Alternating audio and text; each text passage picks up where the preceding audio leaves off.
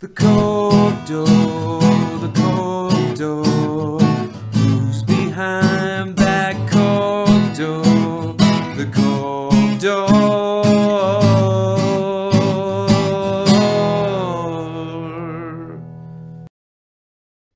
Hello and welcome to the inaugural, the first Behind the Cork Door down here at Lewis Eady.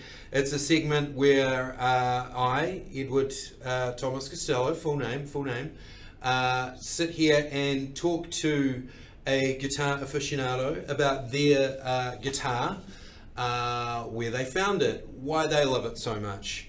It might be somebody that you know, it might be somebody that you've never heard before, it might be a lovely customer that's come through our doors that we think has a good story to tell.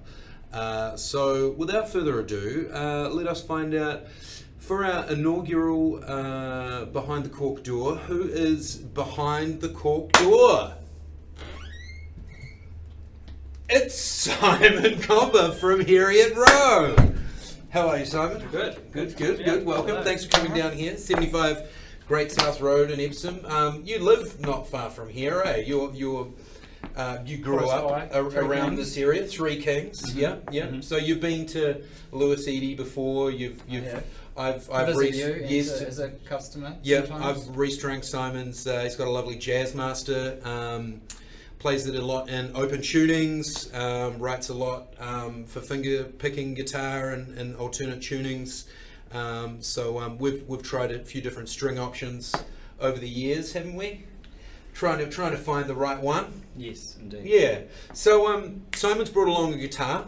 Shall I play present the wooden miracle. Wow. What is this? Wow, good question. Yeah. I'll take this little tuner off so you can see. Well, when you zoom up. What does that say? Rep? No. The prep. The prep. Yep. It's wow. A parlour guitar. Yep. It's, according to the blogs, all birch wood. Birch. You might know better than me. Okay. No, I know. I've never. Well, I know parlour guitars, the smaller size guitars. Mm-hmm. Smaller scale, old. Yeah. It looks like it's got some sort of burn. It's so old. It's got like, you know, with instead of inlaying, it's like just burn marks across here. Yep. This is tasty. Yeah.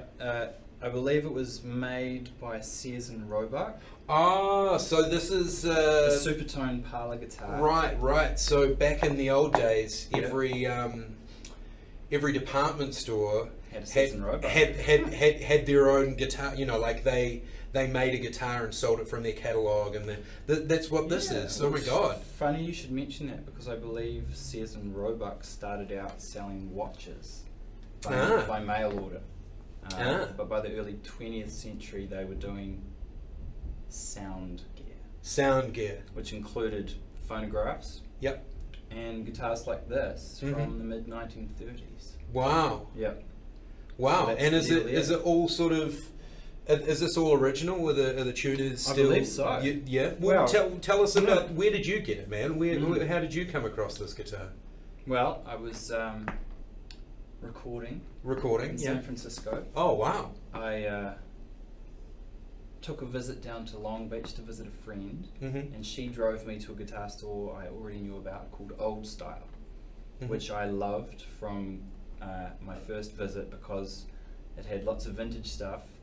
But the cool thing about the guy who runs it, Ruben Cox, is that he restores guitars, but he doesn't restore them as display pieces. He restores them to be used. Right. So he also modifies them quite unpreciously.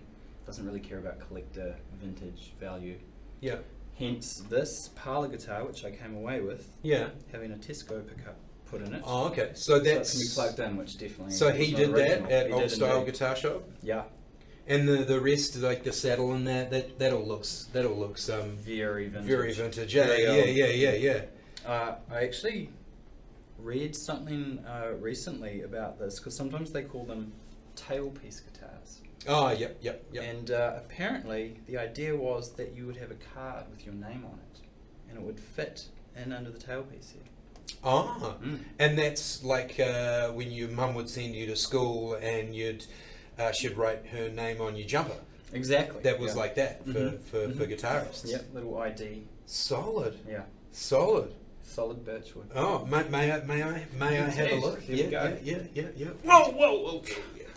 I can see that. That wasn't funny at all. Yeah, I know. I can see that gag running throughout this interview series. So I can. Oh no, see Simon. Yep. So Simon's in an alternate tuning already. I'm not going to be able to show you any prowess. Maybe you could show us some prowess. But I can. Yeah, it's such a light body and it vibrates so much against me. Wow, it must be a dream to play. Wow. So have you had any like horror stories where you haven't, you didn't leave it behind at the airport? Have you? The only horror story, well, not a horror story of it needing to get repaired or damaged, but just the horror of my anxiety when I flew it back to New Zealand. Oh, and that was the first flight. So you bought this dreamy guitar and thought, crikey, I've got to fly. Yeah.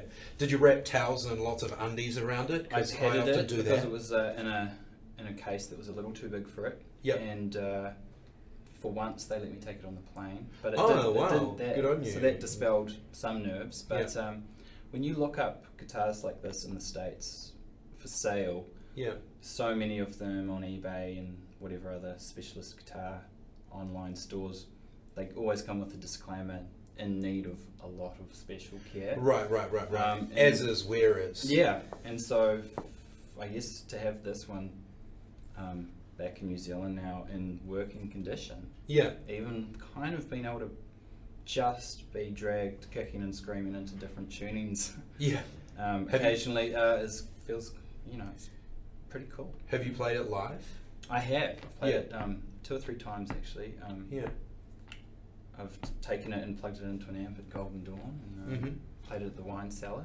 And, lovely. Yeah, I don't know if I'd ever risk it taking it out of Auckland. On the road. Yeah, I understand that. So let's just touch on that. You said you bought it when you were in America recording. Yeah. So who did you record with? Well, for starters, that was kind of the impetus for wanting a parlour guitar because I'd been playing parlour guitar on 2 of the tracks that I recorded. Yeah. And it was just like, I want. How did you get to record in San Francisco? You said. Linking up with a producer I was a big fan of called John Vanderslice, who runs a cool analog studio called Tiny Telephone. Who's this guy? And rad. So you sent him your stuff, and he liked it, and he liked it enough to want to work with you. Yeah, that's amazing, man. And that's coming out. That's coming out this year, eh? Early September. Early September. 1st of September, I believe. Wow. Is the date to be confirmed? But wow. Yeah. Okay. Well, you said that this also plugs in. Should we plug it in, and do you just want to play us a wee snippet of something? Yeah. So yeah, that's Herriot Row with his Sears Roebuck parlour guitar, all the way from San Francisco, America.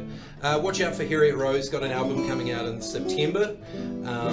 We'll be posting more about that on our Facebook and stuff like that around that time. They're doing a national tour and things. So yeah, without further ado, I'll reach down here. Something I prepared earlier is a little lead. Let me take you out, Simon. Let me take you out. Beautiful. Yeah. Let's see what this thing sounds like when it's... That should be happening. Is that happening? There we go. Oh, listen to that, everybody.